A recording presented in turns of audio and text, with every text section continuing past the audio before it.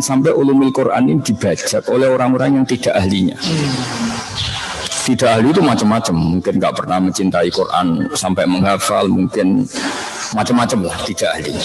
Sehingga dalam sebuah hadis unik, Nabi itu pernah ngendikan kepada Mu'adz bin Jabal, inna akhwafa ma akhafu ala ummati, saya yang paling saya takutkan kepada umat saya itu diantaranya kata Nabi fitnatul Quran, fitnah orang mengkaji Quran. Sahabat kaget, kenapa ya Rasulullah?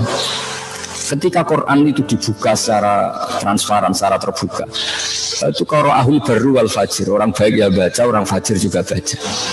Akhirnya orang munafik, orang fajir ini mengkaji Quran, kemudian untuk mendebat orang-orang baik. Masyhur itu di Quran banyak cerita ketika Nabi menerangkan qadha qadar, ketika Nabi dengan asiknya ngendikan masya Allah kana wa malam yasa lam yakun. Mereka juga jawab wa qala alladziina asyraku law syaa Allahu ma asyrakna. Ya kalau gitu Muhammad kita syirik ya kersane Allah, kita miskin ya kersane Allah, kita maling juga kersane Allah, ngapain Anda larang-larang? Yang unik dalam ilmu sosial, orang-orang kafir itu kalau disuruh Nabi, itu orang-orang miskin itu kasih makan. Ya Muhammad, tentu mereka manggilnya jangkar. Ya Muhammad, itu sudah direncanakan Tuhan memang miskin dia. Jadi kalau saya beri makan itu merusak rencana Tuhan. Artinya qadha qadar itu dipakai alat untuk menolak syariat. Makanya masyhur itu kan wa idza qila lahum anfiqu mimma razaqakum wa qala alladziina kafaru lil ladziina amanu anut'imu mal law yasha'u atama. Masa saya ngasih makan orang yang andekan Allah menghendaki ya dikasih makan. Allah tidak ngasih makan, bukti kalau rencana Tuhan memang dia miskin, dia kelaparan. Jadi seperti ini saya ngajar di BPK, itu kalau menurut mereka haram. Mereka nggak paham agama misalnya, itu sudah dalam rencana Tuhan. Ya biarkan saja tetap nggak paham, ikuti aja rencana Tuhan. Jadi kalau BPK nangkap koruptor itu ya salah. Mereka korupsi itu sudah direncanakan Tuhan, sudah ada tulisannya kalau dia itu koruptor. Kalau Anda udah atik merusak rencana, nanti gantian BPK yang jawab, saya menangkap Anda juga dalam rencana Tuhan. Jadi artinya gini, ilmu itu apapun baiknya di tangan orang yang tidak baik itu yang menjadi tidak baik. Tidak gampang ngelola ilmu itu. Sehingga tadi sore saya dikasih tahu adik saya, Mas, besok Ustaz Zulfa mau datang.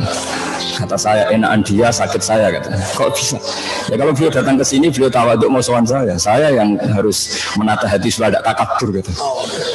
Itu seperti kiai didatangi orang cantik. Kiainya, orang cantiknya melihat kiai itu ibadah, melihat orang alim itu ibadah. Orang alimnya yang ribet, melihat dia dosa. jadi makanya saya dingin saja didatangi Pak Ustaz Mansur. Dingin saya bukan karena apa-apa sebetulnya. Ini mengganggu. Karena kayak tadi. Kamu seorang kiai top, ada seorang perempuan datang tanya bab haid misalnya.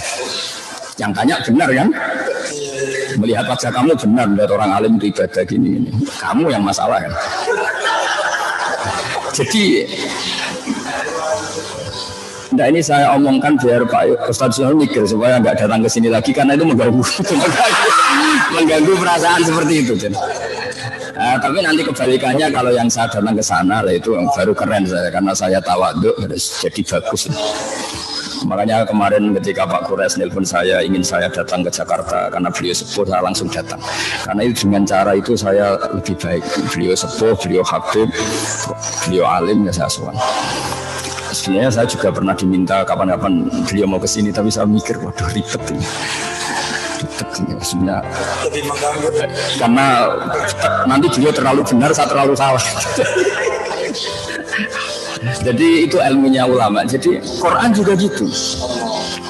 Kita ini mikir Islam ini dibawa kemana? Kalau kita ngomong Islam secara serius, nanti bagi orang awam menjadi tanfir. Jangan kira sering baca Quran itu dibenarkan Nabi terus, ya tidak juga. Kadang yang sering baca itu malah salah. Karena konteksnya sosial. Misalnya gini, ini cerita dalam hadis. Ada petani yang tentu sibuk ngerawat piaraannya atau ngerawat tanamannya. Makmum ke Mu'adz. Mu'adz ini ahli Quran masyhur. Dia bacanya Quran enak terus panjang. Singkat cerita si petani ini mufarokoh itu melepas ikatan sholat dengan imam, kemudian dia meneruskan sholatnya sendiri, itu sah dalam fikih. Mu'ad tersinggung, kemudian bilang nafaqah fulan, ini orang munafik, diajak sholat secara baik dan benar malah lari mufaroqah. Akhirnya dua orang ini lapor kepada Rasulullah, yang satu lapor, ya Rasulullah ini Mu'ad gak benar, ngimami di daerah pertanian kok bacanya Baqarah, kita akhirnya terganggu pekerjaan kita. Itu dulu petani aja terganggu, apalagi kalau kernet, apalagi kalau subur. Terus tapi ini apa yang disalahkan Nabi itu yang Mu'ad. Afattanun anta ya Mu'ad, kamu ini tukang fitnah. Inna minkum munafirin, kamu ini menjadikan orang lari dari Quran gara-gara kamu baca panjang, akhirnya orang ini kecelok lari dari Quran. Jadi tidak gampang ngelola kebenaran. Jadi yang disalahkan Nabi itu yang Mu'ad, bukan saya. Karena menyebabkan orang lari dari Quran karena kelamaan. Makanya saya sering cerita ke kiai-kiai, kalau ada tahlil jangan lama-lama. Nanti orang itu bosan sama la ilaha illallah. Sebenarnya bosan sama Anda, tapi Anda kuat lama karena Anda aktornya kan. Iya kan, kita misalnya yang ngomong kan kita aktor mesti betah, tapi yang dengerin corong Jawa gak lakon, ngapain lama-lama sadak lakon. Makanya saya kalau ngaji di mana-mana itu mesti cepat, tak jamin. Makanya tidak usah khawatir lama-lama, ini pasti saya cepat.